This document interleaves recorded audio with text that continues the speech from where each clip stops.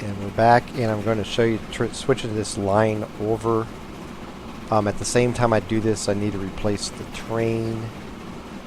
So I'll wait until it goes over the bridge, and I'm going to pause it and set everything up. Take another look down south at how that whole distribution web is handling the demand.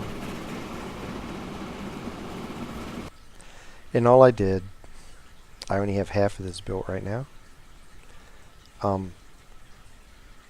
I guess, again, as smoothly as possible, I just extended this line past this food production facility. It's about to go offline, and I'm going to knock it down there.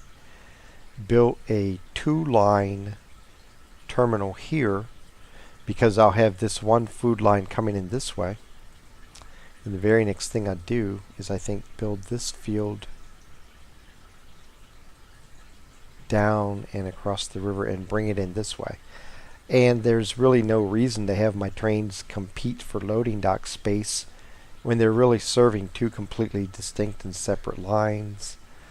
And so I'll just build separate tracks. If I ever want a train to go in between them, it's very easy just to build a little line that goes between them and joins them up down here. Right now I don't need that. So what I'll do is, he's getting ready to pull into the station this way, so I will go ahead on line 2.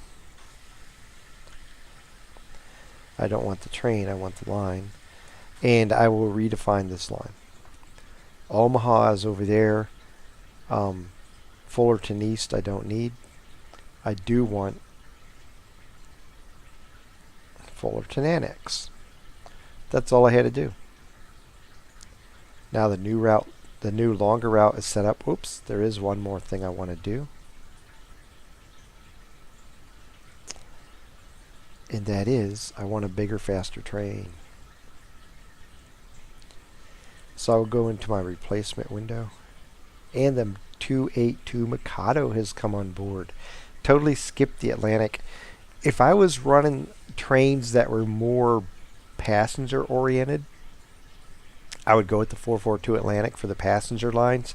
It was a pretty good passenger service, mail service type train. It has a top speed of 62 miles an hour, and while it does have both more power and tractive effort than the 262, it wasn't really that great at pulling a lot of freight. A heavy freight load it wasn't really good at. And I've run these in the past. When you put 15 cars on it loaded with cargo, a lot of times it struggles to hit 40, whereas my 260 doesn't. So I'll replace my heavy duty line with the 282 Mikado, which was just a rock star of a train. In real life, it was a great train.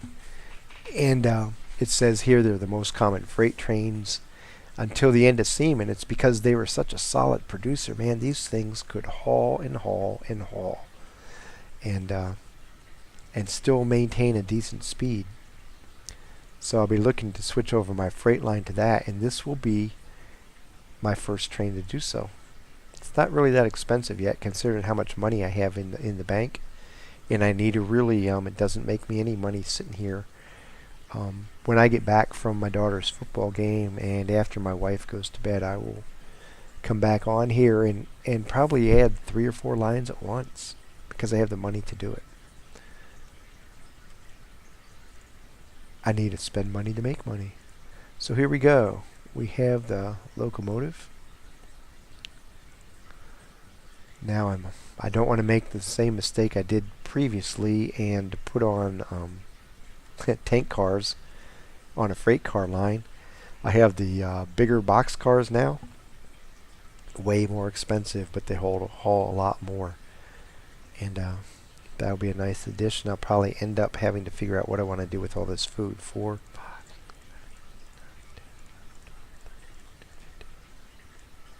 And you can get in trouble that way.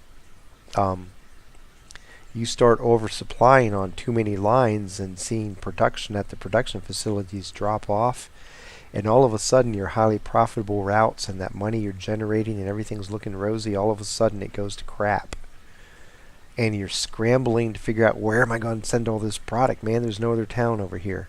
What am I going to do? Now, obviously, for me, I could just build a series of trucks going back and forth between the Cleveland distribution center and the Omaha distribution center, and I'll have food and oil or fuel going into both of them.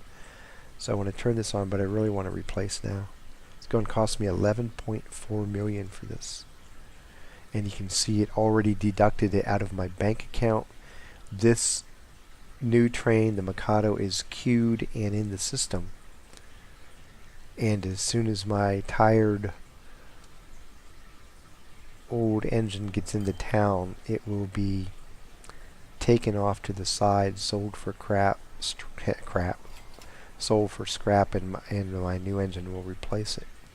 And everything will be shiny and new for several years. The engineers will be happy because they have this brand new toy to play with. The kids in town will be happy because they get to first look at this brand new engine. You know what I'm going to do before I leave? I'm going to look at my bus line, and I'll show you how effective this is and why, as part of my look at how to properly invest all this money into future growth, I'll look at building a bus line down in the south. So he lost product because I changed my terminal. I have to establish demand with this terminal, but he'll come back up fairly quickly. That won't take too long because I have a solid demand. So while that's happening, let's take a look at this bus line. 30 passengers waiting. Line 14 is currently being served with 4 vehicles. It started off with 2. It's up to 4. And these buses carry 9 passengers, so 9 times 4 is 36. Pretty good in line with supply, except by the time that 4th bus gets back here, there's going to be more than 9 more people waiting. So let's go look at the other end of the line. That's how many people are waiting down here. Not quite as many. Not quite as many. Matter of fact, when this bus leaves, I only have 8. I have enough to basically fill up one more bus. Here he comes in. So it's not quite time to upgrade. What I try to do is wait until I can add a bus at each end of the line and have them completely full of passengers. And then I'll add 2 more buses and can continue to grow my bus service. And that's just a function of the town's increasing its size. If you recall, a while back this was 167, now it's 213. Now I'm not in this game to try to grow a metropolis and get 1,500 people or have mods. By the way, I haven't mentioned this. I don't use any mods. No mods at all. I am playing the straight up game. I'm not being able to carry extra trains or extra cargo, more cargo trains or cars on my train because my my docks are added length. I don't have any enhancements that let me build these ridiculous 15,000 people cities and stuff like that. I'm just playing the regular game. So for you new people, when you first start playing the game, these videos are going to be meant to serve you, not the people who turn this game through mods into really basically an entirely different game. I may at some point add some skins and change the skins on my cars. I just have to wait and see if I do that. Now Omaha's up to 47. All I need to do is get my demand up at Cleveland, and I'll be able to add another train. People at Omaha, you're just going to have to wait around for a while because I want my buses running both ways. I want them running at a profit both ways. Let's look at his finances. As you can see, this is a 2 or 3 year cycle. This year will probably be a big year for him. It seems like it's slightly better than every other year. Every other year is a big hit. Every other year he just barely makes money, and then every so often he gets 2 big years in a row, and that's a function of line length and how it plays out on the calendar. How many trips can I make in that calendar year? So if I just take let's take a 3-year average. 2 plus basically 3 plus 14. 19 times 3 is averaging about 6,000 a year. Now I got four trains on this line. I can do it the simple way. Where'd he go? Line 14. I can just look at its finances. You can see I'm making, let's see, last 3 full years, 46,000, 34,000, 33,000. So that comes out to 67, 68, 68, 105, 105,000 over 3 years. So I'm averaging well in the upper 30s, upper 30,000 per year. So you carry that out over a 10-year period, that's 300,000 every 10 years. And now when I add all these other bus routes, they're going to be similarly successful. So by the end of the game, I will have generated between 100 million and 200 million simply with buses. That really helps me reach $1 billion. So don't overlook those other sources of revenue that you can do. Now there's even more you can do, even more nitty gritty if you really want to get down and keep pausing this game and adding, and you really have no trouble getting to $1 billion. It's not as daunting a number as it can appear to somebody who's just starting and struggling to have their first line run successfully. Oh my God, how do I make $1 billion? Yay, I made it to 100,000. Or I made it to whatever it is, 100 million, and I got that achievement. How the hell am I going to do $1 billion? Because I just barely made it there. Well, I'm showing you how. So just follow along here the rest of the way, and you'll see I make $1 billion easy. So let's turn this back on. I'm at 1918. I want to look at this distribution web down here, and then we'll let it run for a little bit longer. Really the key here is how well am I getting the product off my distribution terminals. Still have a little bit of a surplus with food there.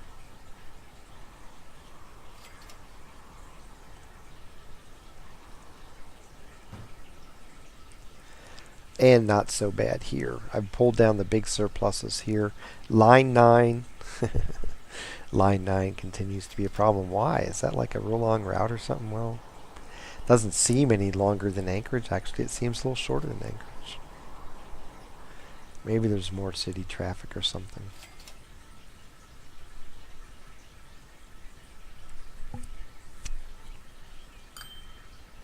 Maybe there's just not as much demand, and it keeps, well, it does a good job at not oversupplying a particular line.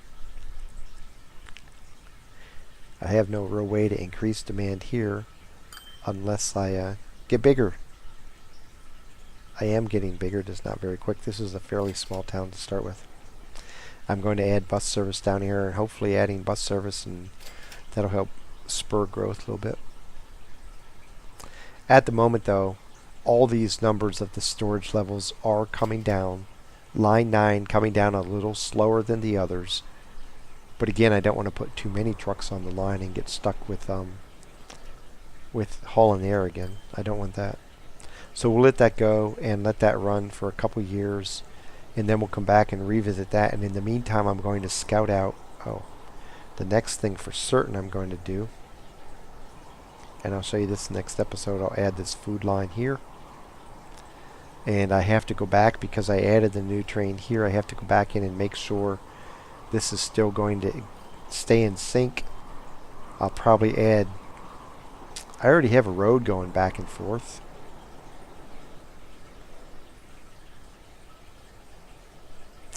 What I'll probably do in this case is, instead of distributing goods through my freight terminals at the railheads, I'll do it from my city. It's pretty much a straight shot. So I'll just build another freight service line, between the two in-city freight services, and let trucks run back and forth there. Maybe I'll regret that later because I could exchange product outside of town. But I have to think, because while I'm talking to myself, I'm like, do you really want to do that? Because you have a road built right here. It's already halfway over there. I just add this much road, and I don't have the congestion in the cities. I just have, well, and you know what? Here's what the deciding factor is. Basically, if I go between these two,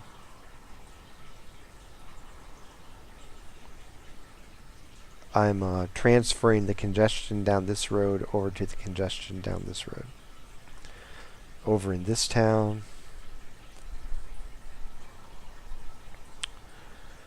I am transferring the congestion down here, and I could build another road and have it come out here if I want to, but I'm transferring congestion here to congestion here now.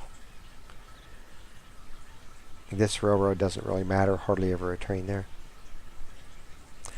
That alone may make it more desirable to go this way, because I'm going to have to fight with less city traffic at this end. Not so much at this end, but at this end. So I think that's what I'll do. I'm going to add fill in the road gap right here, and then start having trucks run from this freight terminal to this freight terminal and start exchanging food and oil here. So that when you come back, you'll see that I've already made those, added this food line, added this line, and additionally added bus lines between. This is a pretty long bus line, but this is a pretty big hill. I'll do it this way. In between here, in between here, in between here, and in between here. And then I still have, that'll still leave me with $100 million to play with. And I'm going to scout the map. The next time I come back, be prepared for a lot of changes, because I want to spend all this money. I don't want to just keep it here not earning interest for me. I want to build a whole bunch more new lines, and that'll really give me a huge boost. Before I leave, one last thing, let's look at how much money I'm making. Now 1919 is already over almost. We'll let that go through December 31st, and we'll see that I made $8.2 million in 1917, $6.3 million in 1918, and 1919 is looking maybe to be my most profitable year to date. Let's see. Coming up on New Year's, get out your party supplies, firecrackers, go shoot your guns in the air, because it is New Year's right now. And we made 9.9 billion, 9.91. We almost got up to 10 million in that year. The Junkers is out. Not worried about plane service yet. However, that will be an option too, because I know I can make some money on plane service later on. It won't be a whole lot, but it'll be a little bit more to add to the pool. So I will be back later tonight, and I will have a whole bunch of new stuff added to my distribution and freight system. It won't all be connected with over here. I'll go play on the other side of the map as well. I want to start really looking, now that I have the money to do it, I'm going to look for every possible way to spend every dollar I have without going back into debt and taking out loans, and I'll see how much more I can add. It's going to be crazy how much more money I'm making when I come back.